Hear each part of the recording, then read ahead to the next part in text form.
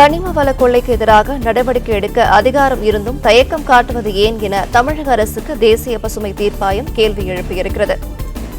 விவரங்களை தர இறங்குகிறார் நம்முடைய செய்தியாளர் மாணிக்கம். வணக்கம். இது பற்றிய முழு தகவலை சொல்லலாம். வணக்கம்.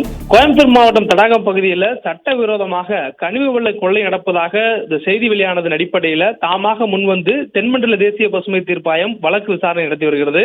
அந்த வழக்கு விசாரணையில மாசு கட்டுப்பாட்டு வாரியம், மாவட்ட ஆட்சியர் கொண்ட சிறப்பு குழு அமைத்து விசாரணை நடத்த உத்தரவிட்டிருந்தது.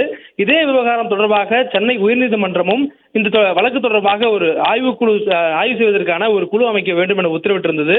இந்த சூழல்ல இந்த வழக்கு இன்று மீண்டும் இந்த தென்மண்டல பசுமை தீர்ப்பாயத்தில் விசாரணைக்கு எடுத்துக் கொள்ளப்பட்டது. அப்போது வழக்கை விசாரித்த தீர்ப்பாயம் தமிழக அரசு கனிம வள கொள்ளைக்கு எதிராக நடவடிக்கை எடுக்க ஏன் தயங்குகிறது என்ற ஒரு கேள்வியை அரசுக்கு எழுப்பியிருக்கிறது.